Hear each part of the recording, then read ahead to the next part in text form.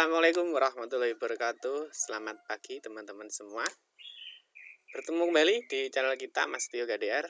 Nah, oke teman-teman, di kesempatan kali ini kita akan sedikit membahas ya mengenai pembatalan penerima Kartu Indonesia Pintar atau KIP ya. Karena di beberapa chat atau mungkin di beberapa komentar itu masih ada yang menanyakan, Pak, apakah penerima PIP itu bisa dibatalkan ya?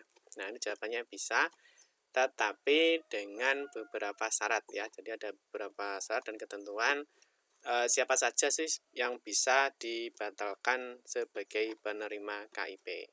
Nah, tapi sebelum kita membahas lebih lanjut, bagi yang baru bergabung di channel ini ya, jangan lupa klik tombol like dan subscribe. Silakan bunyikan lonceng notifikasinya biar Anda selalu mendapatkan informasi-informasi terbaru dari kita.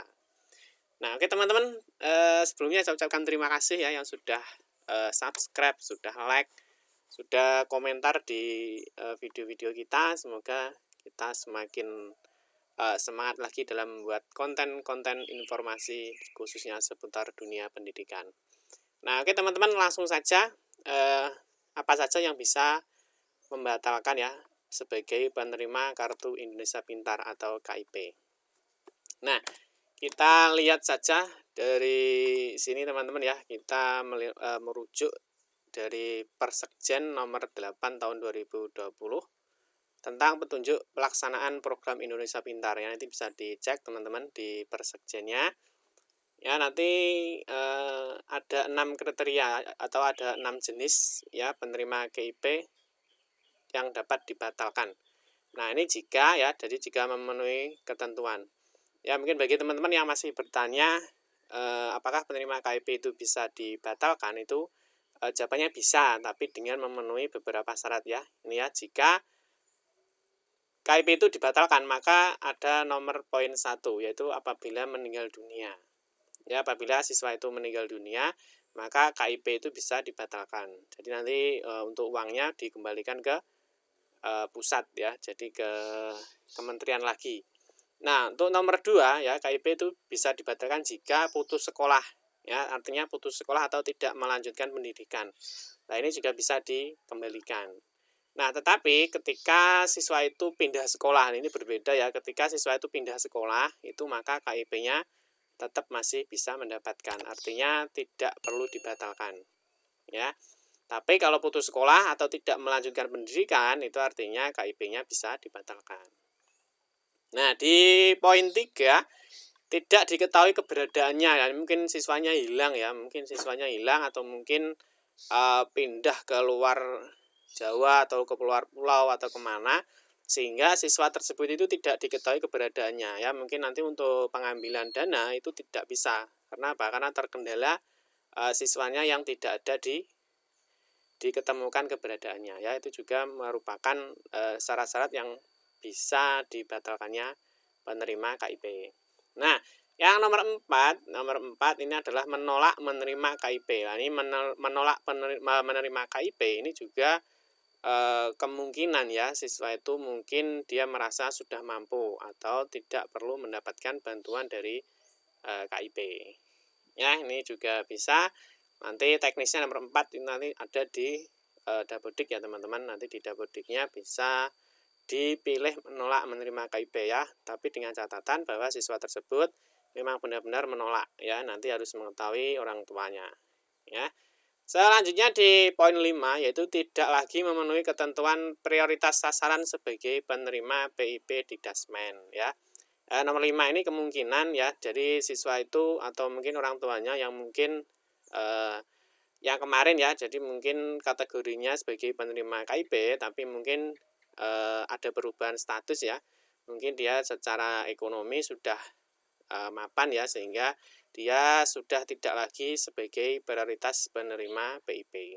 Ya, nanti prioritas penerima PIP adalah salah satunya adalah untuk siswa yang kurang mampu ya teman-teman. Nanti kalau sudah mampu, nanti kemungkinan dia sudah tidak lagi sebagai penerima prioritas PIP.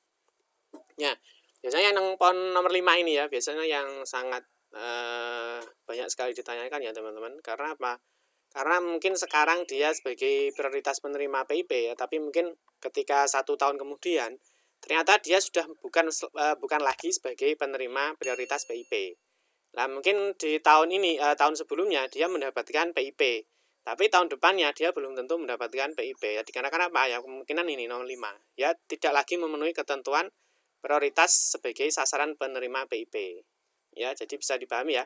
Jadi mungkin yang tahun ini dapat, ya tahun ini dapat, mungkin tahun depan tidak dapat. Ya, itu dikarenakan apa? Mungkin di tahun berikutnya dia itu sudah tidak lagi sebagai ketentuan ya, sudah tidak memenuhi lagi ketentuan prioritas sebagai penerima PIP. Ya, mungkin tahun ini mungkin kurang mampu ya, mungkin tahun depan dia sudah tergolong menjadi yang sudah mampu, artinya sudah menengah ke atas, jadi tidak memerlukan lagi atau tidak memenuhi lagi sebagai prioritas penerima PIP. Ya, yang nomor 6.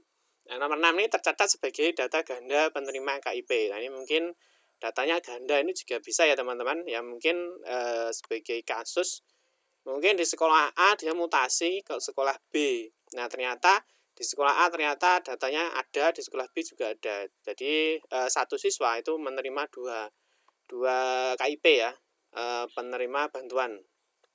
Jadi dia nanti datanya ganda, dan di ganda nanti biasanya kalau ganda itu divalidkan salah satu, nah maka yang satu adalah dikembalikan. Ya, yang satu uangnya dikembalikan, jadi dia hanya menerima satu. Karena apa? Karena dia tercatat sebagai data ganda penerima KIP. Nah, seperti itu ya teman-teman. Mungkin penjelasan singkat ini bisa dipahami ya. Nanti jika kurang jelas silahkan tuliskan aja di kolom komentar. Nanti kita akan membantu mencarikan informasi dan memberikan solusi-solusi mungkin bagi teman-teman yang masih belum paham. Oke teman-teman, bisa dipahami ya. Semoga bermanfaat penjelasan singkat ini. Terima kasih yang sudah menonton video ini. Ya, kita berjumpa kembali di video-video berikutnya. Oke teman-teman, saya akhiri.